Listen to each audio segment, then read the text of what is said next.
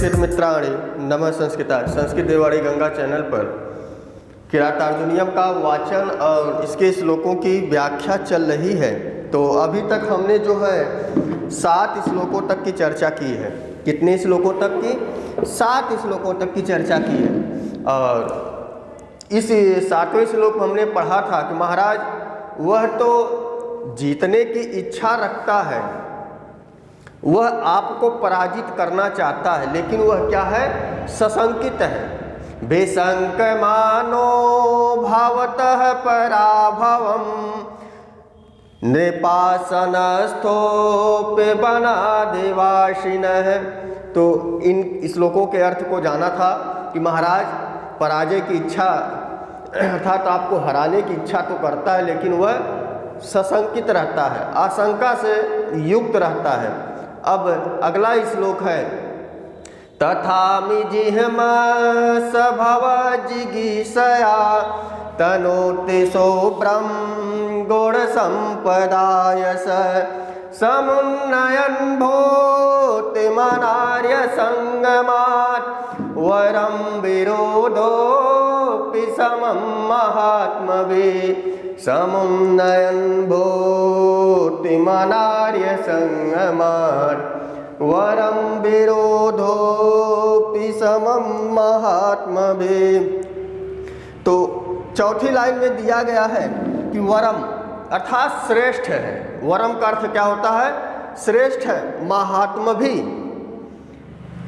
विरोधो अपि समम। तो यहाँ पर महात्मभिः में सम शब्द के कारण तृतीया विभक्ति लग गई। सम शब्द के कारण तृतीया विभक्ति लग गई। और सूत्र क्या है? सहयुक्ते अप्रधाने सह साकम सार्धम समम के योग में अर्थात इन शब्दों के योग में तृतीया विभक्ति का प्रयोग होता है। तो दिया है वरम श्रेष्ठ है, विरोध माने विरोध, अपि माने भी, समम महात्मभिः अर्थात महात्माओं के साथ विरोध अच्छा है। महात्माओं के साथ, श्रेष्ठ पुरुषों के साथ विरोध अच्छा है। विरोध क्यों अच्छा है?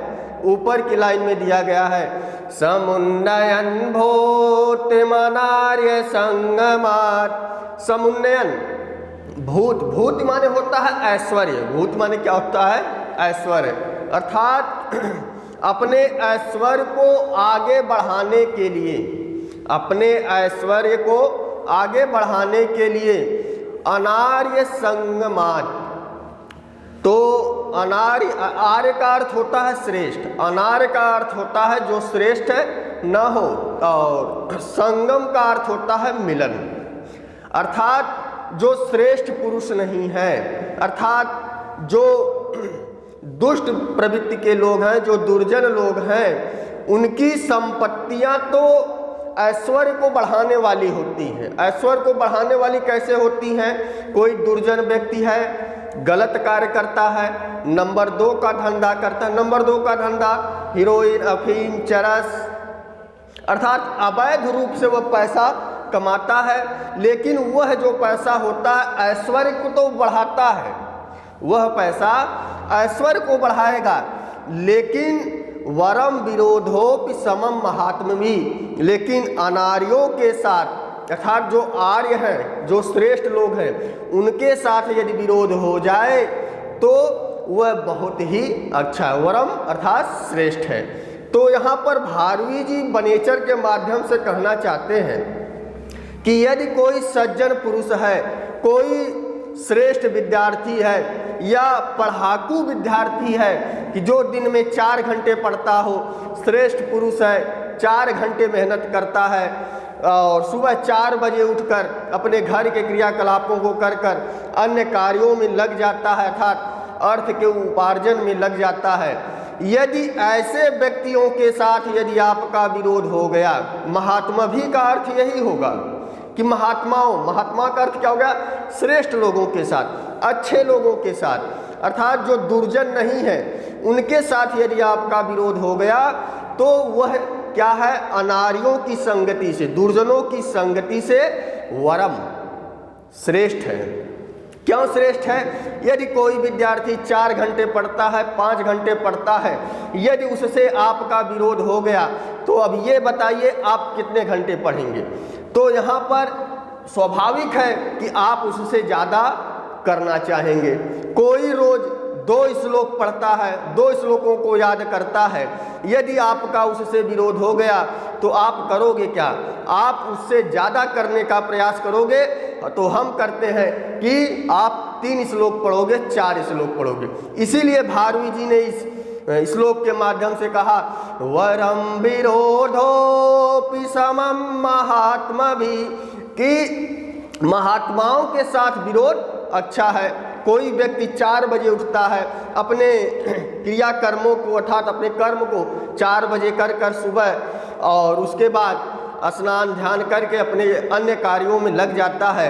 यदि ऐसे पुरुषों के साथ आपका विरोध हो जाए तो आप उससे पहले उठने का प्रयास करोगे, क्योंकि हमें उससे आगे निकलना है, हमें उससे आगे निकलना है।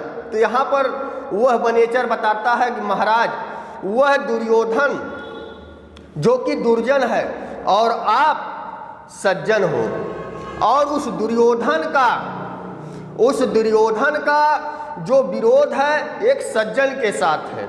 यदि महाराज जब आप राजा थे तो किसी के साथ जो है अन्याय नहीं होने देते थे, हमेशा जो है प्रजाओं को कुछ न कुछ देते थे, हमेशा प्रजा के हित के लिए हर महीने में 2-4 कुएं खुदवाते थे। तब ये बताइए कि दुर्योधन को अगर उस राज्य का राजा बने रहना है तो वह युधिष्ठिर से ज़्यादा उसे कार्य करना पड़ेगा, तभी वह उस राज्य का राजा बना रह सकता है। यदि युधिष्ठिर जो है 4 कुएं प्रतिवर्ष खुदवाता है तो राजा दुर्योधन को प्रतिवर्ष उससे ज़्यादा कुएं खुदवाना पड़ेगा, तभी वहाँ की प्रजा क्या है, प्रसन्न होगी। तो इस श्लोक के माध्यम से भाव यह है कि समुन्नयन भूते मनार्य संगमान वरम विरोधोपि समम महात्मवे। महाराज, अनार्यों की संगति से अच्छा है, या अनार्यों की जो संगति की जो ऐश्वर्य है, जो ऐश्वर्य को बढ़ाने वाली संपत्ति है, उससे अच्छा है किसी महात्मा से, किसी ज्ञानी से, किसी जो है बुद्धिमान पुरुष से हमारा विरोध हो जाए। तो अब विरोध क्यों हो जाए? अब दिया है कि अगर विरोध होगा तो जितना हमारा विरोध अच्छे पुरुष से होगा, सज्जन से होगा, किसी जो है पढ़ाकू विद्यार्थी से हो जाए। आप विद्यार्थी जीवन में हैं, कंपटीशन के जीवन में जी रही हैं, या कंपटीशन के जीवन में आपका, तो क्या करना पड़ेगा? हमें उनसे ज़्यादा पढ़ना पड़ेगा, तभी हम सफल होंगे। यदि हम उनसे 1 कदम आगे नहीं होंगे, कभी भी हम उस व्यक्ति को पछाड़ नहीं सकते। तो इसीलिए यदि कोई सज्जन व्यक्ति आपका हित नहीं, यदि कोई सज्जन व्यक्ति यदि आपको मित्र नहीं बना सकता तो उससे क्या कर लेना? तुरंत विरोध कर लेना। यदि विरोध कर लोगे तो उसके कंपटीशन में यदि वह 2 घंटे पढ़ेगा, आप 4 घंटे पढ़ोगे, वह सुबह 4 बजे उठकर पढ़ता है, आप सुबह 3 बजे उठकर पढ़ोगे। तो इसी श्लोक के माध्यम से एक बड़ी सीख मिल गई। काव्यम यशसे अर्थ कृते व्यवहार विदे, व्यवहार ज्ञान सीख लीजिए कि जो है महात्माओं के साथ विरोध करना अच्छा है। क्लियर हो गया? अब आइए ऊपर की लाइन में, तथामि जिह्मा स्वभावा जिगीषया, तथामि जिह्मा स्वभावा जिगीषया तनोते सो ब्रह्म गुण संपदायस। तथामि, इसके पहले हमने श्लोक पढ़ा था, बेशंकमानो भवतः पराभवम। महाराज वह पराजय की इच्छा तो करता है लेकिन आशंकित है। उसके बाद दिया है अगले श्लोक में, तथापि। क्या दिया है? तथामि दिया है, अर्थात फिर भी। तथामि माने आशंका करता हुआ फिर भी वह दुर्योधन। तो दिया है जिह्मा माने वह कुटिल, सह माने होता है उस दुर्योधन का बोध हो रहा है। सह जिह्मा भवक जिगीषया, आपको जीतने की इच्छा से। सह जिह्मा स अर्थात वह दुर्योधन, वह जिह्मा माने होता है कुटिल। कुटिल का अर्थ है कि जैसे वह दुर्योधन कहता है कि जो यह पांडव हैं इन सबको बुलाता है, चलो आओ हमारे घर में उस लाक्षागृह में हम आपको खीर खिलाएं, लेकिन वह क्या करता है, खीर खिलाने के बहाने वह उस घर में उसे बंद करके आग लगा देता है। यह है कुटिल स्वभाव। कुटिल का अर्थ ही होता है कहे कुछ करे कुछ, जाए कहीं बताए कहीं, तो यह कुटिल स्वभाव होता है। जिह्मा का अर्थ यही होता है। तो दुर्योधन में ऐसे गुण थे। जुआ में वह पांडवों को बुलाकर कहता है चलो भाई आज हम लोग जुआ खेलते हैं, लेकिन वह दुर्योधन जुआ को जो है वह जीता नहीं था। आगे लिखा है दुर्योधन छल के द्वारा जीता गया था। तो छल क्या है कि वह जानता था कि राजा युधिष्ठिर धर्मराज है, सज्जन पुरुष है, वह एक बार जो बात कह देंगे उनको वह बात माननी पड़ेगी। तो इसीलिए वह दुर्योधन उसे जुआ खेलने के बहाने राज्य को जीतता है। और वह राज्य कैसा जीता है कि दुर्योधन छद्म जीताम, तो वह छल के द्वारा जीता गया था। तो ऐसे व्यक्ति क्या होते हैं, कुटिल होते हैं। क्या दिया है, तथामि जिह्मा सभव जिगीषया तनोति शुभ्रम गुण संपदायस। तथाम अर्थात फिर भी, पिछले श्लोक से इसका अर्थ निकालेंगे कि वह आशंकित है, लेकिन फिर भी जिह्मा सह जिह्मा भवग जिगीषया, वह दुर्योधन, वह कुटिल दुर्योधन या वह कुटिल स्वभाव वाला दुर्योधन भवत माने आपको जीतने की इच्छा से गुण संपदा शुभ्रम यशः तनोति, गुण रूपी संपदा को, शुभ्रम माने धवल को, यशः माने अपने यश को, तनोति माने फैला रहा है।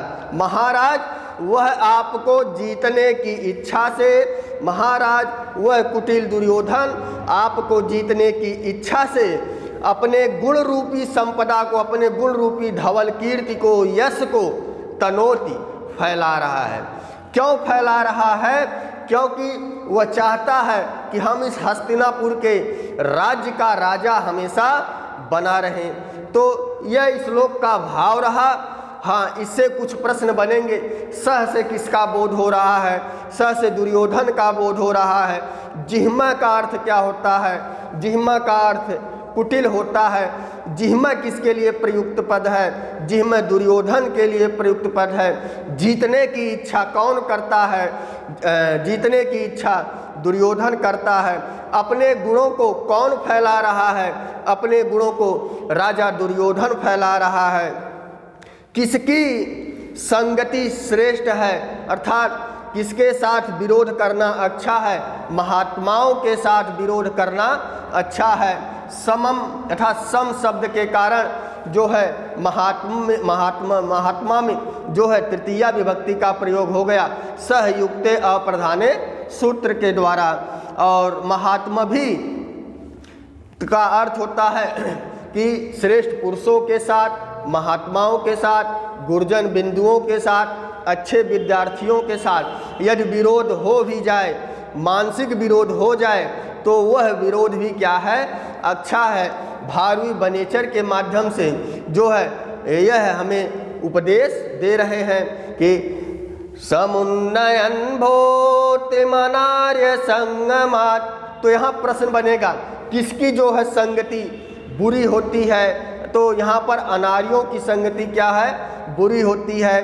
किसकी संगति जो है अपने ऐश्वर्य को बढ़ाती है? अनार्यों की संगति अर्थात जो श्रेष्ठ पुरुष नहीं है, दुर्जनों की संगति क्या है?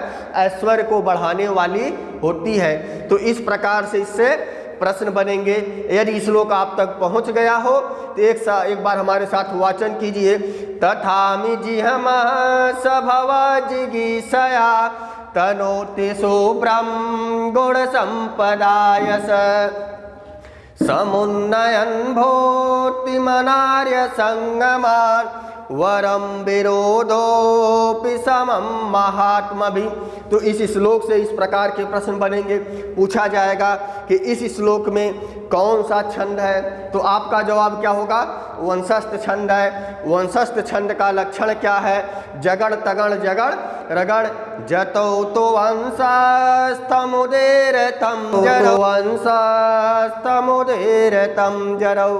और पूछ लेगा वंशस्थ छंद के प्रत्येक चरण में कितनी मात्राएं होती हैं? वंशस्थ छंद के प्रत्येक चरण में 12 मात्राएं होती हैं। तो इस प्रकार से प्रश्न बनेंगे। हम आशा करते हैं कि आप इस श्लोक का पूरा भाव समझ पाए होंगे। चैनल पर यदि नए हैं तो चैनल को सब्सक्राइब कीजिए, अन्य लोगों तक शेयर कीजिए। जो संस्कृत के जिज्ञासु छात्र हैं उन तक इस वीडियो को पहुंचाए। बस यही हमारा आपसे निवेदन है। तो बस आज के लिए इतना ही। नमः संस्कृताय। शुभ संध्या, शुभ रात्रि।